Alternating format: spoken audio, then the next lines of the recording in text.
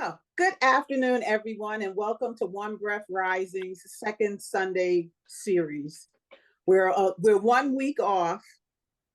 We're doing this the third week as opposed to the second week in Sunday in the month, and we're actually doing something very different for One Breath Rising. We usually do a literary thing or something that's live music based. But today we're going to present a film that was a collaboration between Abby London-Crawford and Lee Odom about the lives of Terri and Thomas Chapin. And the name of the film is Legacies. So we hope that you will enjoy this afternoon's program. And I'm going to turn it over to Joy, who will introduce Lee and Abby. So I'm Joy Rosenthal. EJ and Abby and Jacqueline Johnson and I are all on the board of One Breath Rising, and we're thrilled that so many people are here. I know for a lot of you, this might be your first contact with us. We've been around for almost 10 years, presenting jazz and poetry live and on Zoom since COVID. And we're thrilled to be doing this today as with one of our own. Abby has been on the board for a number of years, and we're thrilled that you're here.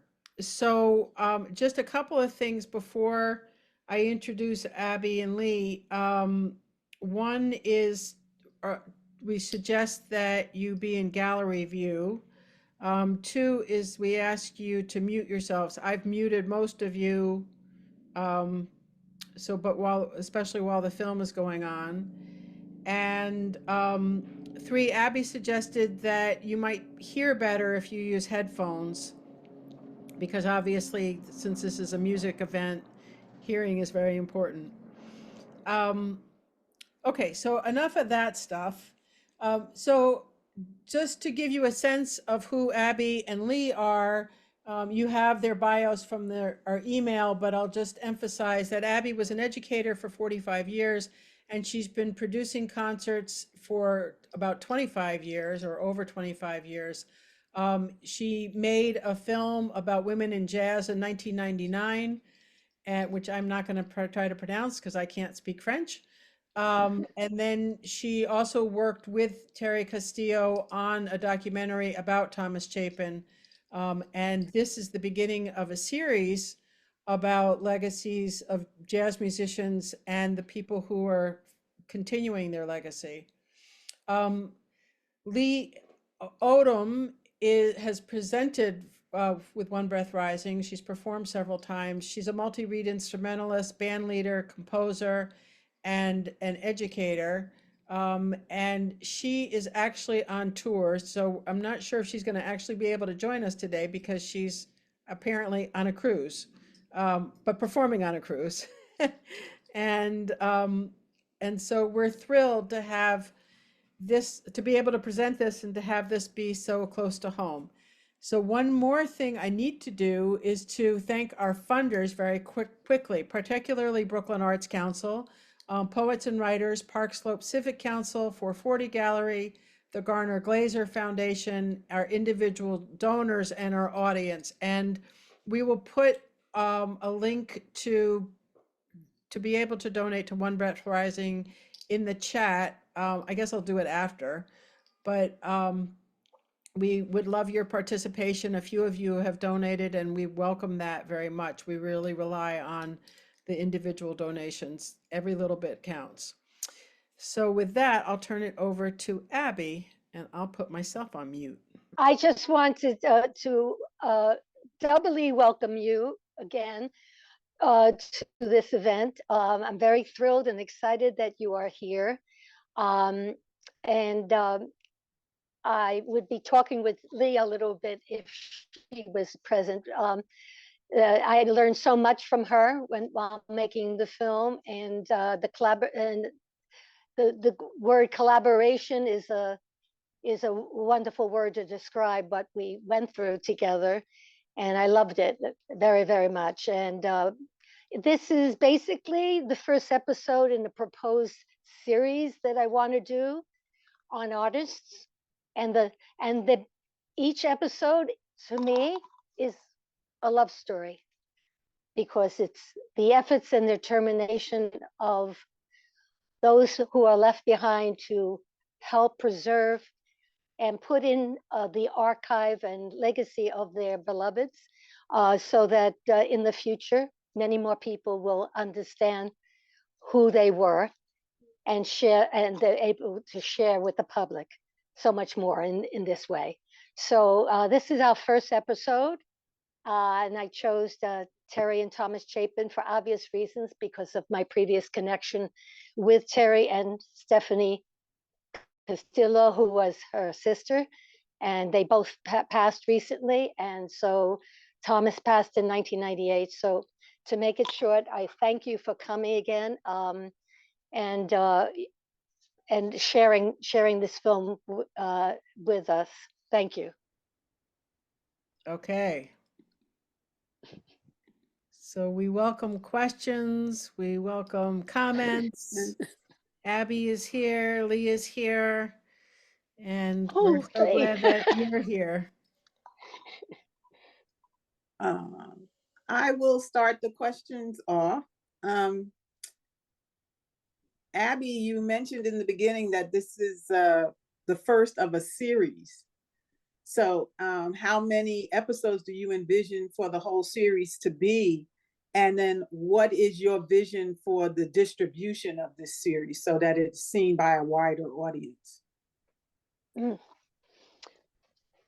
Well, I got started thinking about this when I was invited by Andrew Drury, a fabulous percussionist and drummer, who I don't know if he's on the call here today, but he invited me into.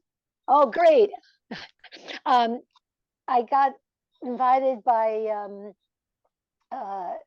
Andrew to participate in a project for a new platform, online platform, that started to be developed, and actually didn't get developed to the full extent. So I started, when I was invited, I started working on these, what ideas I had for a project that I would like to present in several times over, not a one-shot thing.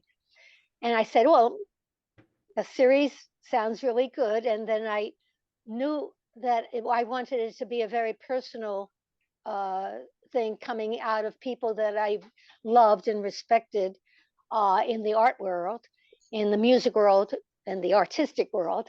I wanted to be able to talk to them about, especially since I got on the idea of making it a Legacies series, talking about the contributions of the people that they loved and lived with and supported all these years. And over time, I wrote down several ideas for this, and I wrote down, to answer your question, EJ, about how many, I wrote down about at least 40 people, families that I wanted to talk to, at least that, probably even more as it grew. I kept the list going. And so I started to think, let me reach out to people and see if I can speak with them and about what we've been doing to preserve the legacies.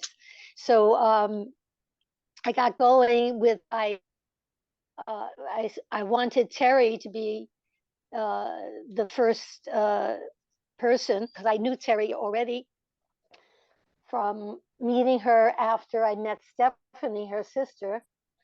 They were both family, 7 sisters. And so they had a lot of support and love. And Stephanie was working on this. I met her in Hawaii, actually, on a visit there. And the family didn't think I knew Thomas Chapin. And one day we were talking about the subject of her film, Nightbird Song, which I became connected with as an associate producer and screening coordinator. And I learned so much from Stephanie, and I got to know her whole family.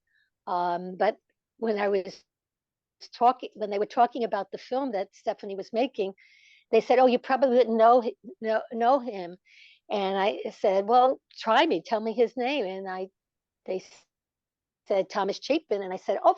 Not only did I know him, I had heard his music, and had went to the New Factory and heard him. So I I much shocked them at first, with that news. So the first episode, I had these deep connections with Terri after I got to know her through Stephanie, and I just loved their spirits and wanted to be, wanted to even know more about Thomas. And I started speaking with Terri and setting up interviews. Would have to be about what do you call it? Well, I think it was 2019. I'm mixing up my centuries here. 2019 was when I first started talking to Terri about this and getting her to talk to me. And, we went back and forth with interview. And of course, COVID interrupted everything. That's really physically getting together. I had been to Jackson Heights. I had been to their apartment. So I knew, I wanted that as a starting point where I was going to talk to her about, where Thomas composed and where she did her work, and just get a feel. And then gradually she kept on postponing it, and that's because she was starting to be very sick, and being the person she was very private about that, and she didn't, even with people that she was very close to, she kept that kind of private. And as her illness advanced, I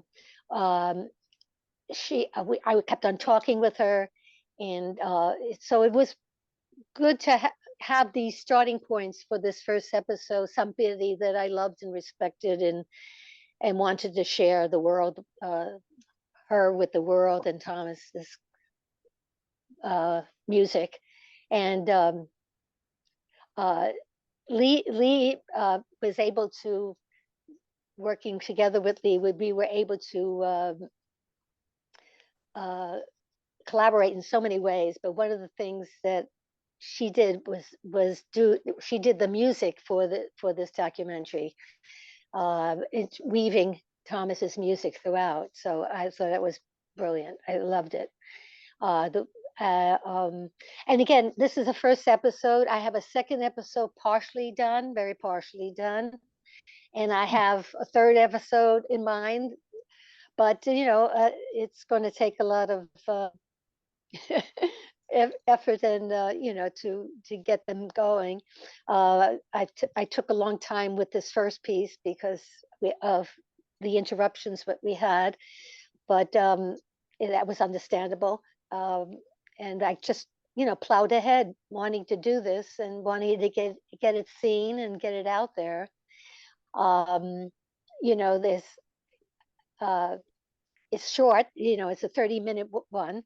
There's so much, of course, that is left out because no documentary there's so much to leave on the cutting room floor, as they say. But it's, I think, I'm very proud of it. And I enjoyed working, like I said again, with Lee. She's a great collaborator. And next time I'll be better prepared because I've learned so much about preparation through doing this with her. So hi, Lee. I have a question for both for both you and Lee. How did your collaboration come together? Well, actually, I didn't know Lee. I knew Lee as a brilliant musician and composer herself. I actually produced a concert that Lee was in, and I also knew her work as a musician. And I just thought anytime I heard her, I said, "Oh, she's wonderful." And then I found out that she had started to work again with Andrew Jury, and she had started to work with editing videos, and she did work with J.D. Parents, Dance Clarinets, and other projects. And I started to watch those videos that she did, and I was very pleased. I said, "Oh, this is really somebody I can really relate to." And because she was an alto saxophonist as well as a clarinetist and soprano saxophonist, multi-instrumentalist, I was able to get a sense that she would really do a wonderful job working on a film about a musician that she could definitely relate to. So we got together that way. Andrew was Andrew Jury was the connecting point. So many thanks to him. I got connected apart from her musicianship. Right. Lee, how was it for you working in this collaboration? And to both of you, this was an excellent endeavor that you've come up with.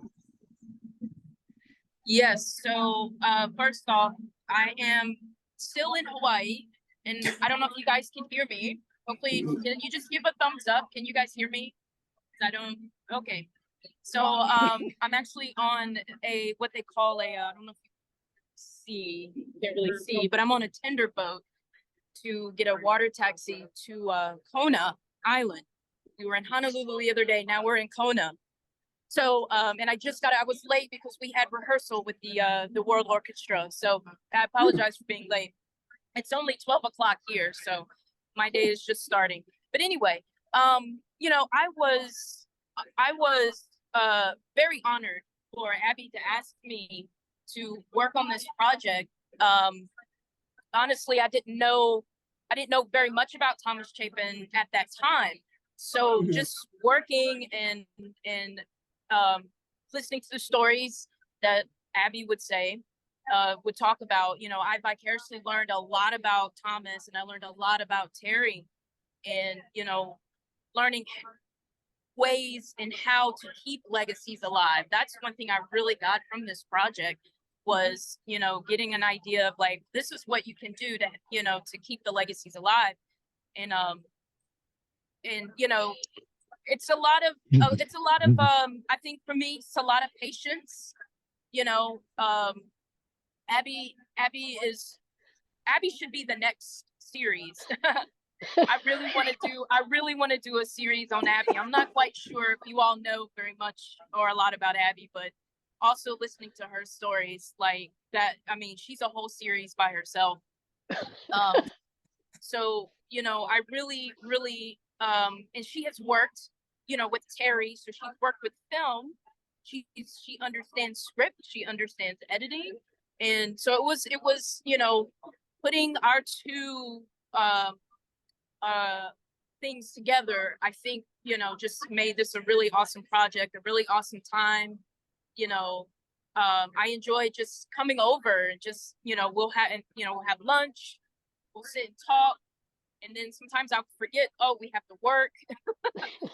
But you know, and I learned a lot about creating you know, a film like this. You know, you're creating a scripted story. You're working with other people. You're trying to find the music that fits for what the script is you know, talking about at that time, and to be respectful to the artist, to be respectful to all those that have been involved with it. So it was definitely an honor. It was very humbling experience for me. And like I said, I want Abby to be the next series. I've been I've been creating my own questions, and would I okay, Abby.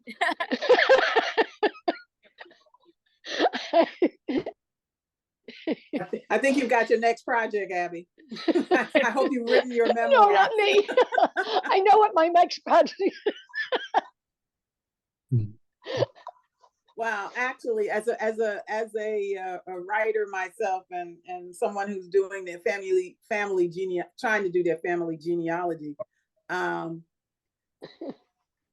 this is for everybody. If you haven't written down something about your life as you saw it, other people will make up stories about your life that may not be true. So you should always write down your life as you remember it and leave it for somebody. And so, Abby, if you haven't already, you should start your memoir now, so that you will have the basis for your series about your life in the arts. Okay, so I agree with Lee. You need to start working on your next series. This is you. That's a good idea. Are you ready? Okay.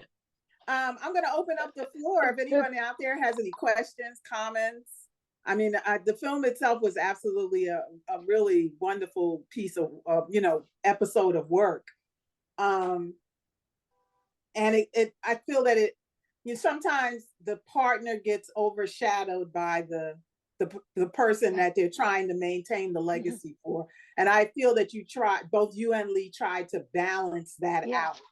That they were together, they were a team. And I think that the video presented that well. So anybody out there has any comment, want to discuss anything about the video? Or? There are so many comments on the chat. Unmute yourself. Oh, sorry. Not you, Abby, other people. You can unmute yourself and ask a question. Yeah, Abby, I have a question. It's Christina. And thank you, you and Lee. I mean, that was wonderful. I have a question about the filmmaking process. I mean, what did you find to be most difficult in the process?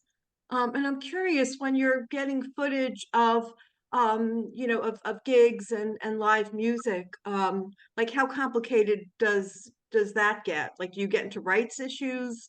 If you're trying to buy rights for something, I'm just curious, like how some of the just sort of logistics in terms of how long this takes. Well, it does take a long time because again, we were in a particular situation where we had to have breaks in shooting things, and also we had a lot of people who I couldn't physically go and be with in the same space because of COVID. And so I missed out a lot on one-to-one conversations and taping, questions that I would ask them. So, and then we had some people who were camera shy. So I had to convince them to write what they felt would be, and I gave them the guidelines. We gave them the guidelines that we wanted them to respond to, and try to compose and to do their own presentation, so to speak. So that's not always ideal because you have various ways that people record their part, and sound wise as well. But I think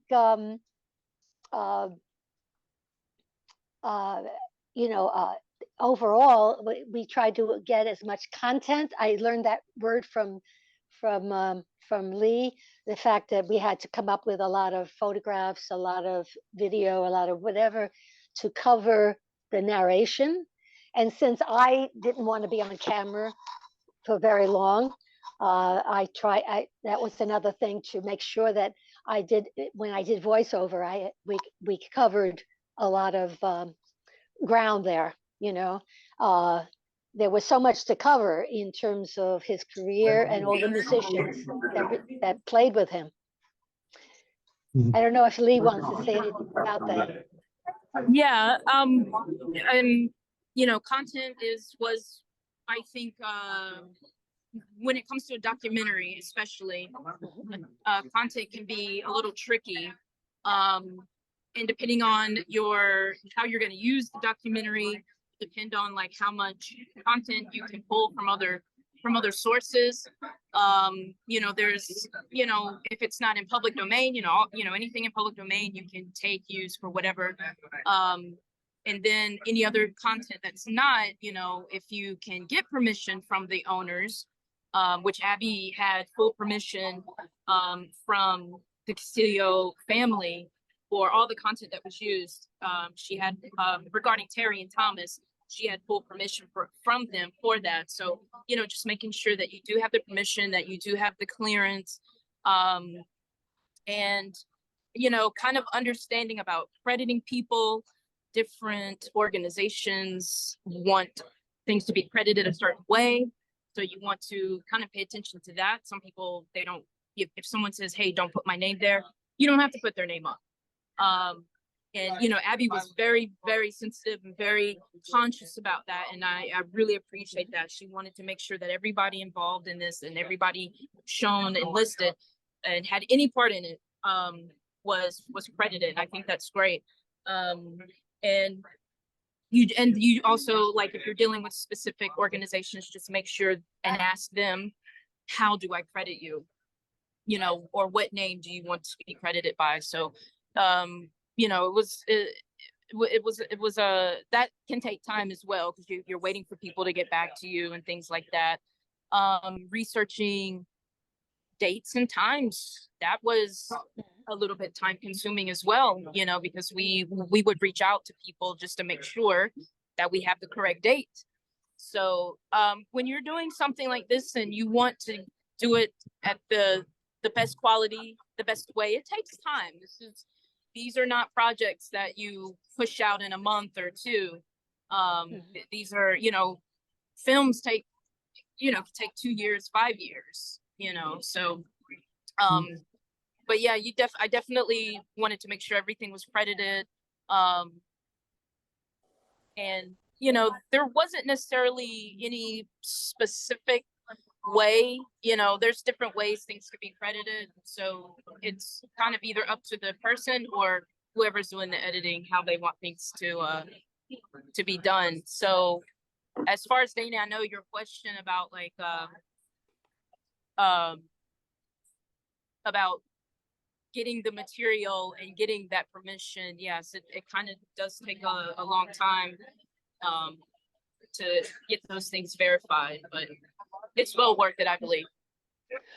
I want to may I give a shout out to Peter McNair, because I think he's still on the Zoom, who played with Thomas a great deal and obviously knew him very well. And the reason Peter clued me into a friend of his having some video of Thomas playing at the Litchfield, Connecticut Jazz Festival, and I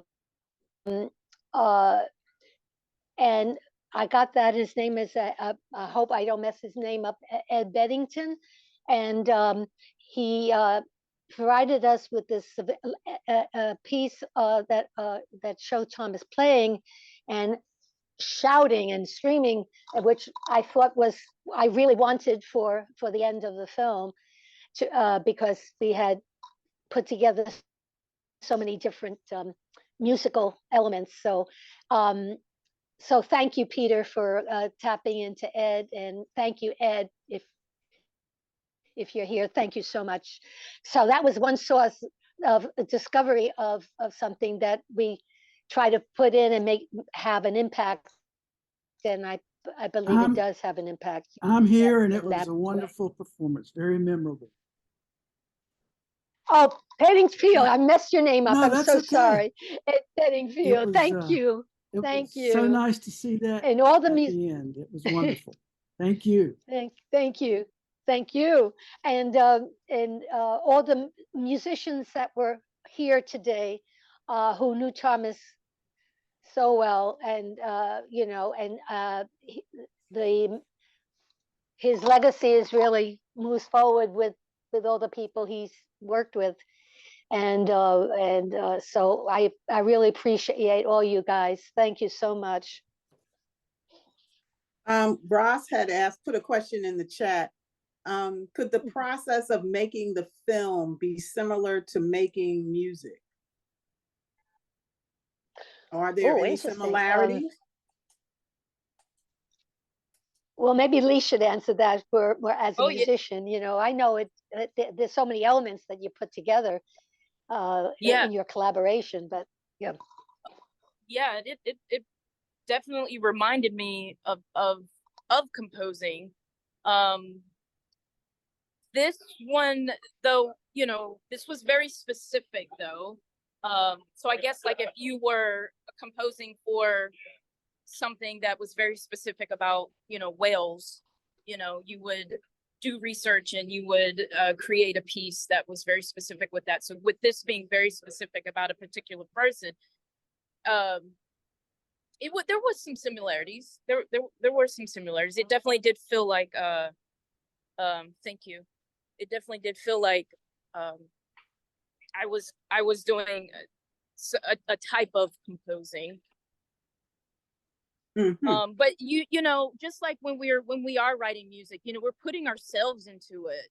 You know, we're putting our own feelings, our own experiences as well, as we do when we compose music, as in this film. So when I was finding the music for scoring this, you know, it was very personal, just like composing. It was very personal for me.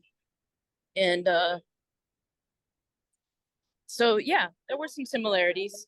So I don't know if you guys have noticed, I am off the little water taxi, and I am now walking around Kona, and this is our last day, and we're going to be at sea for the next few days. So I definitely wanted to get off the boat for a while. So glad you're here, Lee. I don't blame you, Lee. I'm trying to, you know, I'm trying to turn this around. I would like to share. It's beautiful here, but I can't figure this out right now. But yeah, that was a great question. Thank you, Ross. That was and usually right now, I think a lot of us, when we're composing, it's kind of like we're doing it by ourselves, you know. But for me and Abby, you know, it was like a team composition.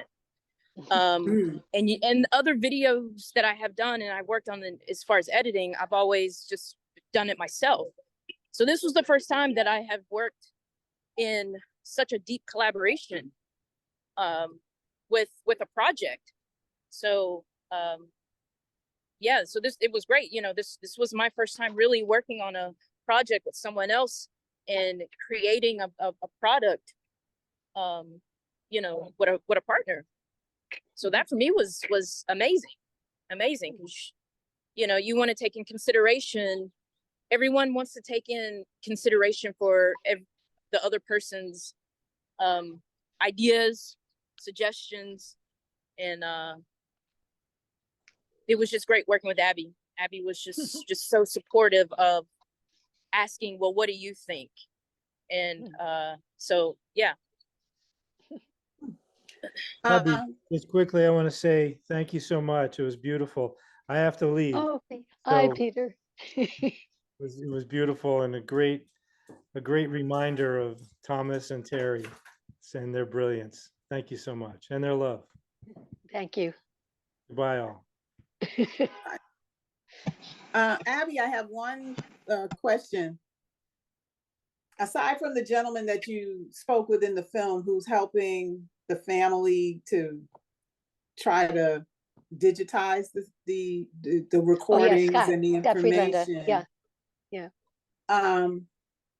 How is this legacy being maintained since Terri is gone 4 years now? Is it archived somewhere, or you know? Well, that's the question that I have to look more into myself, because obviously the website still needs to be updated, and I think Scott will get more involved with that, maintaining the website, making sure that any other things that about Thomas would be added, and also what what could be added to the collection down at Duke University Mm, that Paul Jeffrey was really helped to get access to. And that's a special library collection.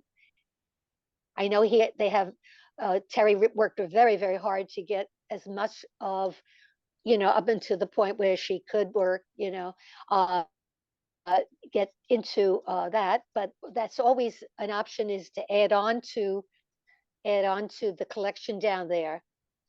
And also, I'm always discovering musicians who knew Thomas, and that I didn't know had even played with him or knew him, because he was a great collaborator. He loved playing with people. And so I would like to reach out to as many musicians as possible so that they could write something about their collaboration with Thomas, their times recordings or just concerts or whatever. I think that would be a great collection to pass on through the website, and also through, again, Duke University Special Collection Library. mm. Anybody else in the audience want to jump in? Yeah, I wanted to say I really Okay. hello. Hi. I'm Michael Hello, Rabinowitz. Michael. How you doing? I just wanted to say it was a beautiful film, and for me, I had to be on this Zoom call because I was so close to Thomas in the '80s, and I was there in Grand Central Station when Terri met Thomas. Oh, It was my wow. gig. It was my gig. It was my gig. They had music underneath New York, and that was one of the places we played. And I'll never forget that day, because Thomas couldn't play. I called him Chape. He couldn't play alto saxophone because it was too loud inside the entire Grand Central. He only could bring a flute, and he brought a triangle. And we had bass player, and we had a guitarist, and I was playing bassoon. And I'll never forget, this woman came up and was enchanted by Thomas's flute playing, and they exchanged numbers that afternoon, and that was the beginning of their relationship. And I was just amazed to see, watch them fall in love. And after he passed, how Terri was so committed to his music and the continuation of his legacy. So I was, and also, so I just really was very happy to be part of this Zoom call. I also was part of the film that Stephanie had made, and I met Stephanie in Hawaii on the Big Island where you are 2 years ago, and we talked about her work as a filmmaker. So I got to know more about her as well. So Yes. it was a very, very connected to everything you guys are talking about, and it in a way, I don't know if this demeans the film, but it seems like an addendum in a certain way to Stephanie's film. That's how I felt this, because you did use some of the footage that was in her movie. Oh, yes, but with her permission. Yeah, and I felt that you updated things as well, which I felt really good about. The fact that there was a festival that played his music in Canada, and this new wonderful film footage that you have of Litchfield Jazz, that festival. Because when he's playing there, that's Thomas. I mean, that's him. Quintessential Thomas Chapin. He always had to play like it was his last time he was going to play. He always felt that when he played with him, it was the last time. He put everything he had, every cell, everything came out in his music. So that was a beautiful thing. So I really I want to hand it to you for making this film and also concentrating, I know, on his music, but also Terri's involvement and how passionate she was in supporting what he had done and keeping it in the view of the public. So this is another way of having that happen. Yeah. So thank you so much. Yeah. Oh, you're welcome. This I just want to, since you touched on Stephanie, I just Mm. wanted to say, you know, it's been a year since Stephanie passed away, and she was doing Nightbird song, The Incandescent Life of Thomas Chapin was her 10th documentary, and she was in the process Yes. of doing her 11th, preparing an 11th documentary on a very special moment in Hawaiian history, actually a massacre of Filipino workers in Hanape. And she was writing the script for that when she passed away. Mm. And the reason I mentioned it is that a group of her friends and loved ones found at the University of Hawaii at Manoa, where she went as a student. We decided to do an endowment fund in honor of Stephanie, so that of course the film, the Nightbird song, would be included in that collection. But so it is now an endowment for cinema students at the University of Hawaii.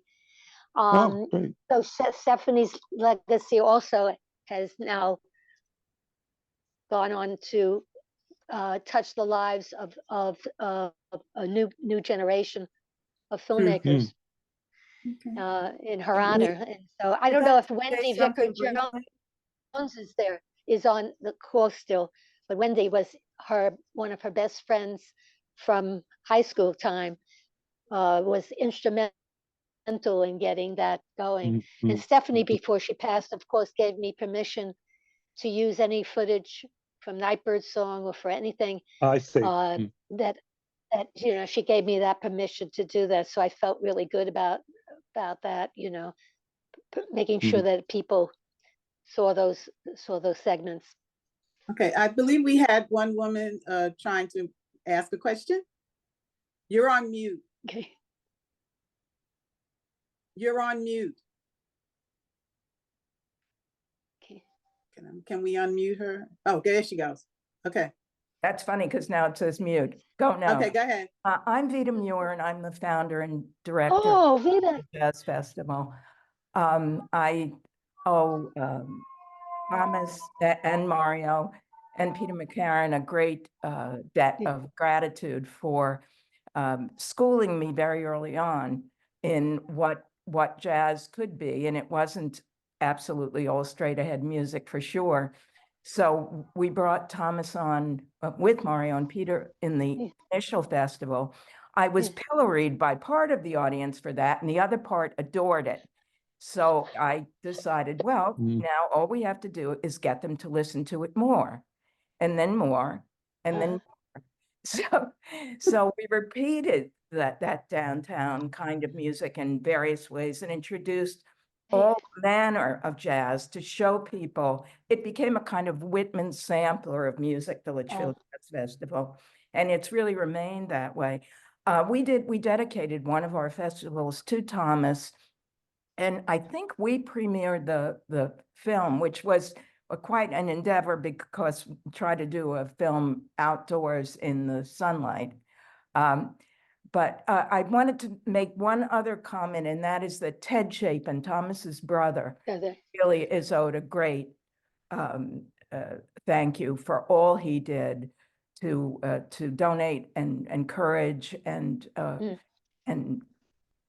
keep work with Stephanie and so forth to build that project, which was not an inexpensive thing to do. And we have that largely because of Ted. And thanks to him for that. Okay, thank you very much. You're welcome. We have one last question. Thank you. Andrew Drury asked, how can we see Nightbird song today? Oh, to see it? Is it a Well, YouTube that's a good. thing or? Oh, well, yes, it is on, I believe it is on It's YouTube. accessible through the Mhm. website. And it was, uh, yeah, originally it was a Thomas Chapin film, but that's no longer active, that website. But I think thomaschapin.com might still have the link to it. But I think YouTube would have it. I have copies of the DVD. Anybody would like? I love passing it, making sure that they both see the film. If I don't know that if people these days have a DVD player anymore, but if you do, and I you would have like, one. Of you course. It's not that you like. old. Don't act like it's that old. I have one. Don't get rid of your DVD player. I would, if you put your address in the chat, if you would like a copy of the DVD, I would gladly send it to you, because I think that's a beautiful film and it deserves to be seen Yeah, by beautiful. many more people. And Okay. yeah. Well, Joy, are you still out there? Joy. Yeah, I'm here. I had to unmute myself. Okay. Well, Thank you, everybody. What a wonderful day. What a wonderful community. And we're so thrilled to be able to do this. Thank you, Lee and Abby, particularly. Yes.